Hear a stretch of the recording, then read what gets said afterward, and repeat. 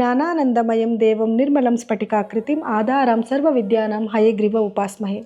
ನನ್ನ ಸಮಸ್ತ ತತ್ವಮಸಿ ಚಾನೆಲ್ ವೀಕ್ಷಕರೆಲ್ಲರಿಗೂ ಕೂಡ ವಿಭಾ ಶೆಟ್ಟಿ ಮಾಡುವ ನಮಸ್ಕಾರಗಳು. ಸೊ ಮೊದಲೇ ನೀವು ನೋಡಿರೋ ಹಾಗೆ ಇದೊಂದು ವಿಶೇಷವಾದ ಕಾರ್ಯಕ್ರಮ. ಯಾವುದ್ರ ಬಗ್ಗೆ ನಾನು ಮಾತಾಡ್ತಾ ಇದ್ದೀನಿ ಅಂತ ನೀವು ನೋಡಿದ್ದೀರಾ. ಹಣಕಾಸಿನ ಬಗ್ಗೆ ಮಾತಾಡ್ತಾ ಇದ್ದೀನಿ ಅಥವಾ ಧನ ಲಾಭದ ಬಗ್ಗೆ ಮಾತಾಡ್ತಾ ಇದ್ದೀನಿ. ಬಂದಂಥ ಹಣ ಉಳಿತಾಯ ಮಾಡುವಂಥ ರಾಶಿಗಳ ಬಗ್ಗೆ ನಾನು ಇವತ್ತು ಮಾತಾಡ್ತಾ ಇದ್ದೀನಿ. ಮೊದಲನೇದಾಗಿ ಹಣಕಾಸು ಯಾರಿಗೆ ತುಂಬ ಚೆನ್ನಾಗಿ ಬರುತ್ತೆ 2026ರಲ್ಲಿ ಒಂದು ಅದೃಷ್ಟಕರವಾದ ವರ್ಷ ಅಂತ ನೋಡಿದ್ರೆ ಮೊದಲನೇದಾಗಿ ವೃಷಭ ರಾಶಿ. ವೃಷಭ ರಾಶಿಯವರಿಗೆ 2026ರಲ್ಲಿ ಹಣದ ಒಂದು ಸುರಿಮಳೆ ಆಗುತ್ತೆ ಅಂತ ಹೇಳ್ಬೋದು. ಸುಮ್ಮನೆ ಸುರಿಮಳೆ ಆಗ್ಬಿಡುತ್ತಾ ಮನೇಲಿ ಕುತ್ಕೊಂಡಿದ್ರೆ? ಖಂಡಿತವಾಗ್ಲೂ ಇಲ್ಲ. ಕೆಲವೊಂದು ಎಫರ್ಟ್ ಕೂಡ ನೀವು ಮಾಡಬೇಕಾಗುತ್ತೆ, ಕಷ್ಟಪಡಬೇಕಾಗಿ ಬರುತ್ತೆ. ಸೊ ಅದೇನಂತಂದರೆ ನೋಡಿ, ನಿಮಗೆ ಮೊದಲನೇದಾಗಿ ಗುರುವಿನ ಸ್ಥಾನಮಾನ, ನಿಮಗೆ ಗುರುಬಲ ಇದೆ. 2ನೇ ಮನೆಯಲ್ಲಿ ಗುರುವಿನ ಸಂಚಾರ ಇದೆ. 2ನೇ ಮನೆ ಅಂತಂದ್ರೆ ಕುಟುಂಬ ಸ್ಥಾನ ಮತ್ತು ಹಣಕಾಸಿನ ಒಂದು ಸ್ಥಾನ ಅಂತ ಕೂಡ ನಾವು ಹೇಳ್ತೀವಿ. ಸೊ ಗುರುವಿನ ಒಂದು ಸ್ಥಾನಮಾನ 2ನೇ ಮನೆಯಿಂದ 3ನೇ ಮನೆಗೆ, 3ನೇ ಮನೆಯಿಂದ 4ನೇ ಮನೆಗೆ ಈ ವರ್ಷದಲ್ಲಿ 2026ರಲ್ಲಿ ಗುರುವಿನ ಒಂದು ಸಂಚಾರ ಇರೋದ್ರಿಂದ ಗುರುವಿನ ಮುಖಾಂತರವಾಗಿ ಹೇರಳವಾದ ಒಂದು ಹಣಕಾಸನ್ನ ಉಳಿತಾಯ ಮಾಡುವಂಥದ್ದು, ಹಣಕಾಸು ಬರುವಂಥದ್ದು, ಭೂಮಿಗೆ ಸಂಬಂಧಪಟ್ಟಿದ್ದಾಗಿರ್ಬೋದು, ಅಥವಾ ನೀವೇನಾದರೂ ಸೋಷಿಯಲ್ ಮೀಡಿಯಾದಲ್ಲಿ ಇದ್ದೀರಾ ಅಂತಂದರೆ ಅದರಲ್ಲಿ ನಿಮಗೆ ಯಶಸ್ಸನ್ನು ತಂದುಕೊಡುವಂಥದ್ದಾಗಿರ್ಬೋದು, ಅಥವಾ ನೀವೇನಾದ್ರೂ ಮೀಡಿಯಾ, ಸೋಷಿಯಲ್ ಮೀಡಿಯಾ ಅಥವಾ ಜನಗಳ ಮಧ್ಯದಲ್ಲಿ ಒಂದು ಲೀಡರ್ ಆಗಿ ಏನಾದ್ರು ಕೆಲಸ ಮಾಡ್ತಿದ್ದೀರಾ ಅಂದರೆ ಅದರಲ್ಲಿ ನಿಮಗೆ ಪ್ರಶಂಸೆ ಬರುವಂಥದ್ದು. ಮತ್ತು ನೀವೇನಾದ್ರು ಇವಾಗ 2ನೇ ಸ್ಥಾನ ಅಂತಂದರೆ ಹಣಕಾಸಿನ ಅರಿವು ತುಂಬ ಚೆನ್ನಾಗಿ ಬರೋದು. ಮಲ್ಟಿಪಲ್ ಪ್ಲೇಸಿಂದ ನಿಮಗೆ ಹಣ ಬರುವಂಥದ್ದು.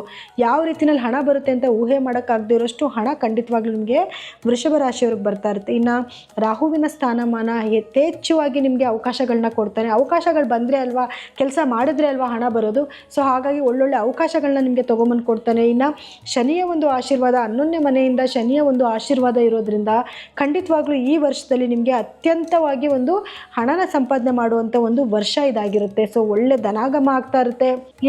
ಕೆಲವರಿಗೆಲ್ಲ ಏನಾಗುತ್ತೆ, ಹಣ ಸಂಪಾದನೆ ಮಾಡ್ತಿರ್ತಾರೆ, ಅದೇ ರೀತಿಯಲ್ಲಿ ಖರ್ಚು ಅವ್ರ ಬೆನ್ನಿಂದನೇ ಇರುತ್ತೆ. ಆದರೆ ವೃಷಭ ರಾಶಿಯವ್ರಿಗೆ ಏನಾಗಿರುತ್ತೆ, ಹಣದ ಒಂದು ಸಂಪಾದನೆ ತುಂಬ ಚೆನ್ನಾಗಿರುತ್ತೆ. ಖರ್ಚಲ್ಲಿ ಸ್ವಲ್ಪ ರೆಡ್ಯೂಸ್ ಮಾಡ್ಕೊತೀರಾ, ಹಾಗೆ ಉಳಿತಾಯದ ಕಡೆ ಸ್ವಲ್ಪ ಜಾಸ್ತಿ ಗಮನನ ಹರಿಸ್ತೀರಾ. ಇನ್ನು ಶುಕ್ರನ ಸ್ಥಾನಮಾನಗಳು ಅಥವಾ ಬೇರೆ ಗ್ರಹಗಳ ಅಲೈನ್ಮೆಂಟ್ ಬಂದಾಗ ಸ್ವಲ್ಪ ದಿನಗಳ ಕಾಲದಲ್ಲಿ ಸ್ವಲ್ಪ ವೇರಿಯೇಷನ್ ಆದರೂ ಕೂಡ 2026ಅಲ್ಲಿ ಓವರ್ ಆಲ್ ಆಗಿ ಒಂದು ಒಳ್ಳೆ ಸಂಪಾದನೆ ಮಾಡುವಂಥ ಒಂದು ವರ್ಷ ಇದು. ಒಂದು ಒಳ್ಳೆ ಹಣ ಬಂದು ನಿಮ್ಗೆ ಸೇರುವಂಥ ಒಂದು ವರ್ಷ ಅಂತ ಹೇಳ್ಬೋದು. ಇನ್ನು 2ನೇದಾಗಿ ಮಿಥುನ ರಾಶಿ. ಮಿಥುನ ರಾಶಿಯವ್ರಿಗೂ ಕೂಡ ಈ ವರ್ಷದಲ್ಲಿ ಒಂದು ಒಳ್ಳೊಳ್ಳೆ ಒಂದು ಅವಕಾಶಗಳು ಬರುವಂಥದ್ದು, ಅತಿ ಹೆಚ್ಚು ಹಣ ಉಳಿತಾಯ ಮಾಡುವಂಥ ಒಂದು ರಾಶಿ ಅಂತಂದರೆ ಅದು ಮಿಥುನ ರಾಶಿ ಆಗಿರುತ್ತೆ. ಯಾಕೆಂದರೆ ಈಗ ನೋಡಿ, ಗುರುವಿನ ಒಂದು ಸಂಚಾರ ನಿಮ್ಮ ರಾಶಿನಲ್ಲೇ ನಡೀತಿದೆ. ಅಂದರೆ ಲಗ್ನದಲ್ಲೇ ನಿಮಗೆ ಗುರುವಿನ ಸಂಚಾರ ಇದೆ, ಗುರುಬಲ ಇರುತ್ತೆ. ತದನಂತರ ನಿಮ್ಮ 2nd ಹೌಸ್ಗೆ ಗುರುವಿನ ಸಂಚಾರ ಬರುತ್ತೆ. ಹಣಕಾಸಿನ ಒಂದು ಮನೆ ಅದಾಗಿರೋದ್ರಿಂದ ಅತಿ ಹೆಚ್ಚು ಹಣನ ಉಳಿತಾಯ ಮಾಡ್ತೀರಾ, ಅಥವಾ ಹಣಕಾಸು ಬರುವಂಥ ಮೂಲಗಳು ಜಾಸ್ತಿ ಆಗುತ್ತೆ. ಈಗ ಆಲ್ರೆಡಿ ನಿಮ್ಗೊಂದು ಸೋರ್ಸಿಂದ ಹಣ ಬರ್ತಾ ಇದೆ ಅಂತಾರೆ, ಇನ್ನೊಂದು ಸೋರ್ಸ್ ನಿಮಗೆ ಓಪನ್ ಆಗುತ್ತೆ. ಸೊ ನೀವು ಅದಕ್ಕೇನಾದ್ರು ಪ್ರಯತ್ನ ಪಟ್ಟು ಏನಾದ್ರು ನೀವು ಶ್ರಮ ವಹಿಸಿ ಕೆಲಸ ಮಾಡ್ತೀನಿ ಅಂತಂದರೆ ಖಂಡಿತವಾಗ್ಲೂ ನಿಮಗೆ ಅದರಲ್ಲೂ ಕೂಡ ನೀವು ಹಣನ ಸಂಪಾದನೆ ಮಾಡ್ಬೋದು. ಹಾಗೆ ಹಣ ಉಳಿತಾಯ ಮಾಡೋಕ್ಕೂ ಕೂಡ ಒಂದು ಒಳ್ಳೆ ದಾರಿ ಆಗುತ್ತೆ. ತದನಂತರ 3ನೇ ಮನೆಗೆ ಸಂಚಾರ ಮಾಡಿದಾಗ ಏನಾಗುತ್ತೆ, ನೀವೇನಾದ್ರು ಸೋಷಿಯಲ್ ಮೀಡಿಯಾದಲ್ಲಿದ್ದರೆ ಅಥವಾ 4 ಜನಗಳ ಜೊತೆಯಲ್ಲಿ ಕೆಲಸ ಮಾಡ್ತಾ ಇದ್ರೆ, ನೀವೇನೋ ಒಂದು ಲೀಡರ್ ಆಗಿ ವರ್ಕ್ ಮಾಡ್ತಿದ್ರು ಕೂಡ ಅದರಲ್ಲೂ ಕೂಡ ನಿಮಗೆ ಯಶಸ್ಸು ಸಿಕ್ಕುತ್ತೆ.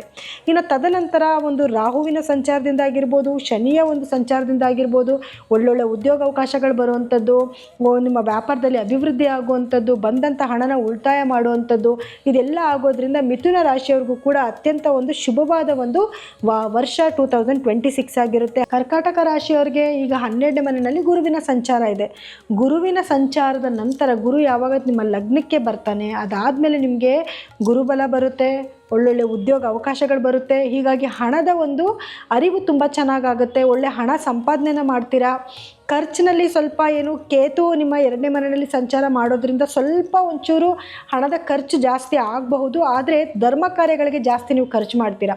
ಅದು ಬಿಟ್ಟರೆ ಈ ಒಂದು 2026ಅಲ್ಲಿ ಹಣದ ಒಂದು ಸುರಿಮಳೆ ನಿಮ್ಗೆ ಆಗುತ್ತೆ ಅಂತ ಹೇಳ್ಬೋದು. ಒಳ್ಳೆ ಹಣಕಾಸು ವ್ಯಾಪಾರದಲ್ಲಾಗಿರ್ಬೋದು, ಉದ್ಯೋಗದಲ್ಲಾಗಿರ್ಬೋದು ಬಡ್ತಿ ಸಿಗುವಂಥದ್ದು, ವ್ಯಾಪಾರದಲ್ಲಿ ಅಭಿವೃದ್ಧಿ ಆಗುವಂಥದ್ದು, ಅಥವಾ ಕೆಲಸ ಡೆವಲಪ್ಮೆಂಟ್ ಆಗುವಂಥದ್ದು, ಬಂದಂಥ ಹಣನ ಆದಷ್ಟು ಇವಾಗ ನೋಡಿ, ನಿಮಗೆ ಗುರುವಿನ ಸಂಚಾರದ ನಂತರನೇ ನಿಮಗೆ ಒಂದು ಒಳ್ಳೆಯದಾಗ್ತಾ ಹೋಗ್ತಾ ಇರೋದು. ಅದಕ್ಕೆ ಮುಂಚೆ ಸ್ವಲ್ಪ ನಿಮಗೆ ಪ್ರಾಬ್ಲಮ್ಸ್ ಇರುತ್ತೆ, ಅಂದರೆ ಸ್ವಲ್ಪ ಖರ್ಚು ಅಧಿಕವಾಗಿ ಖರ್ಚಾಗ್ತಾ ಇರುತ್ತೆ.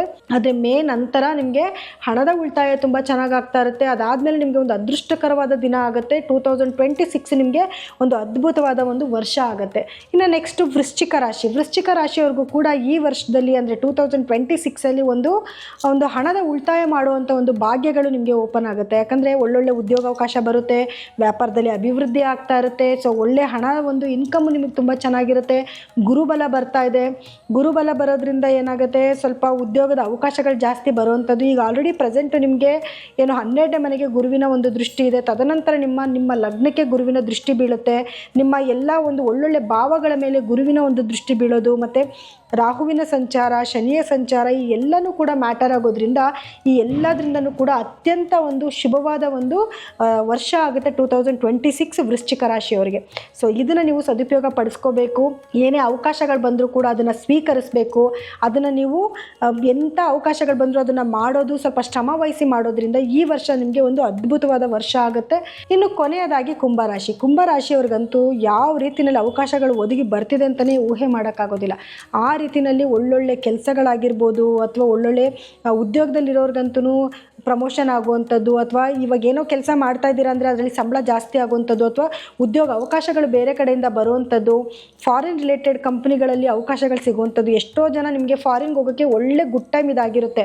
ಸೊ ಫಾರಿನ್ಗೆ ಹೋಗುವಂಥದ್ದು, ಅಥವಾ ಇಲ್ಲಿದ್ದೇ ಫಾರಿನ್ ಕಂಪ್ನಿಗಳಲ್ಲಿ ವರ್ಕ್ ಮಾಡುವಂಥದ್ದು, ಇದು ಎಲ್ಲದರಿಂದನೂ ಕೂಡ ಒಳ್ಳೆ ಹಣದ ಉಳಿತಾಯ ನಿಮಗೆ ಈ ವರ್ಷದಲ್ಲಿ ಆಗ್ತಾ ಇದೆ.